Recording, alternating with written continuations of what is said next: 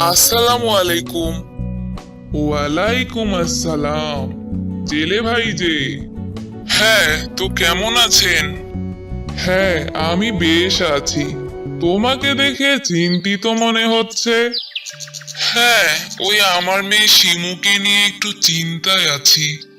কেন, কি হয়েছে? মেয়েটার বিয়ে নিয়ে চিন্তায় আছি। ভালো ছেলে কোথায় পাবো বলুন তো? তোমার মেয়েকে তো আমি দেখেছি, ভারী মিষ্টি আর সুন্দরীও বটে। মেয়ের বিয়ে নিয়ে চিন্তা করো না, তবে কিছু খরচ হবে।